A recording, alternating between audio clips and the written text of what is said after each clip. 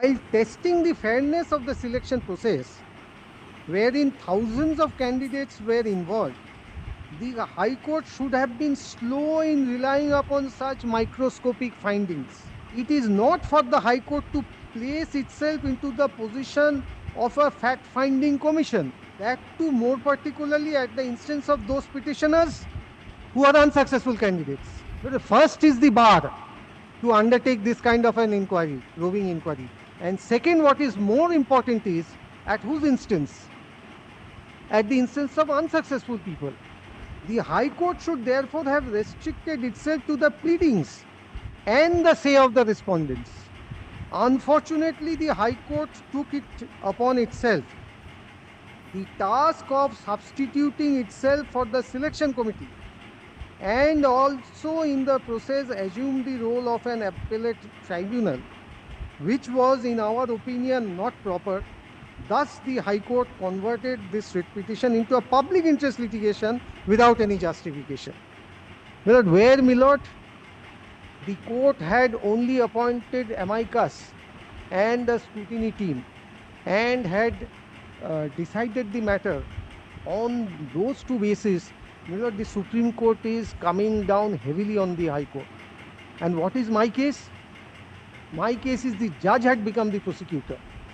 So this paragraph 58 clinches all points. Roving inquiry, unsuccessful candidates, substituting itself into a fact-finding tribunal. Mr. Dotto, is it possible for a participant at the time of filing the writ petition to ascertain what you have done in your chambers? You have prepared this interview issue, which you say he acts as himself as the prosecutor. We are wanting to get an answer from you. You are heavily relying upon the averments made.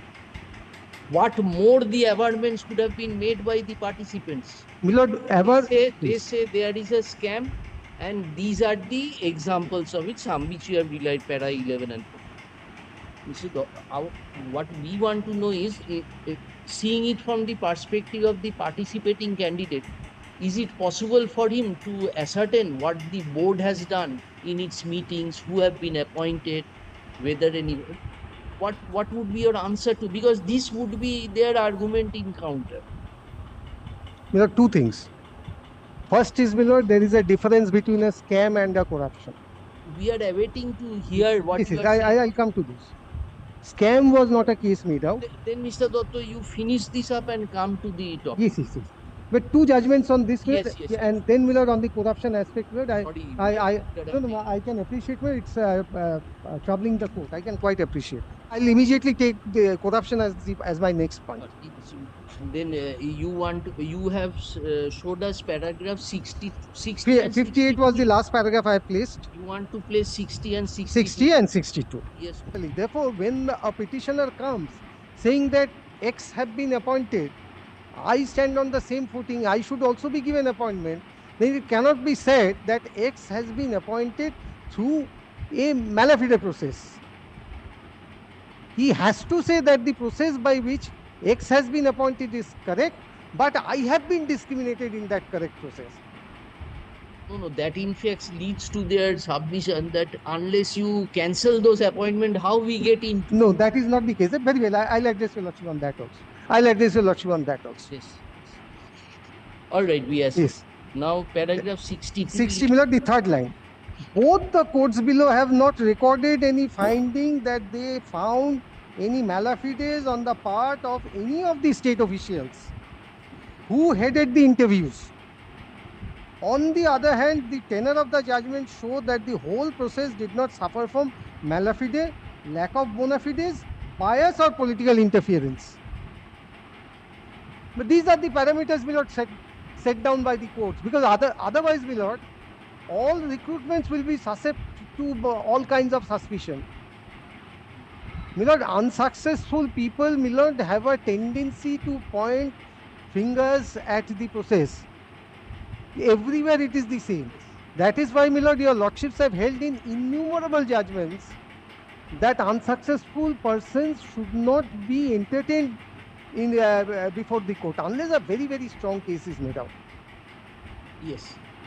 Then, my lord, in Union of India versus Vikas Konar, when a selection committee recommends selection of a person, the same cannot be presumed to have been done in a mechanical manner in absence of any allegation of favoritism or bias.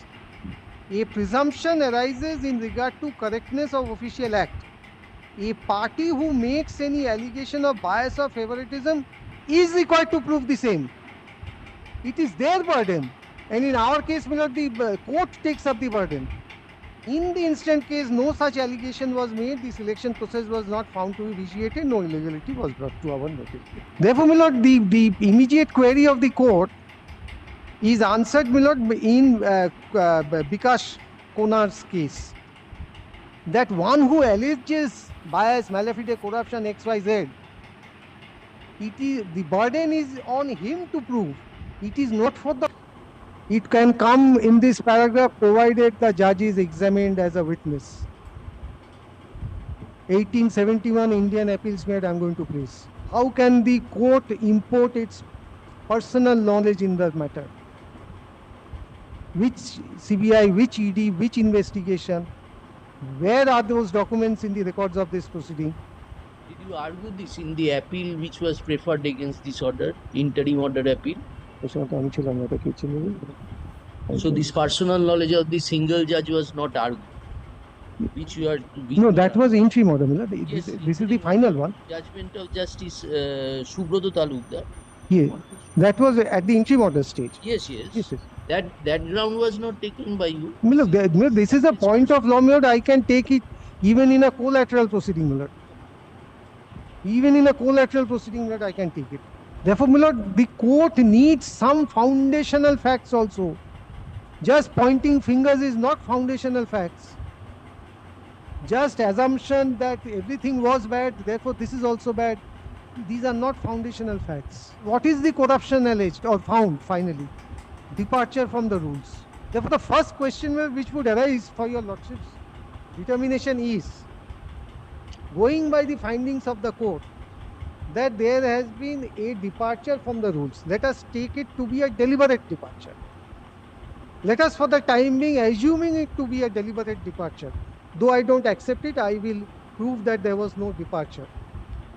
Presume for argument's sake that there is a deliberate departure. Where is the allegation of exchange of money? Where are those foundational facts? Therefore, my lord, my one-line answer is, or one-line submission is, a departure from a recruitment rule. Kindly keep it after the vacation. Give me 2 days, my lord, I'll finish. Yeah, Mr. Dotto, curtail it to a single day. Don't take it. We just don't feel like stopping the. No, I quite appreciate, but I appreciate the burden of the court also, my lord. Please. I would say you agree to dates, you give us a fixture, my brother is here, we will fix it up and finish it up. Say you agree to dates, you give us a fixture, my brother is here, we will fix it up and finish it up. Keeping it on 12th, let's finish it off on that. Kindly give me 12th and 13th subject to your lordship's. 12th, we request you, please curtail it. You tell us the paragraphs, we will go through the judgments, relevant portions into you come back and make an endeavor to finish it off.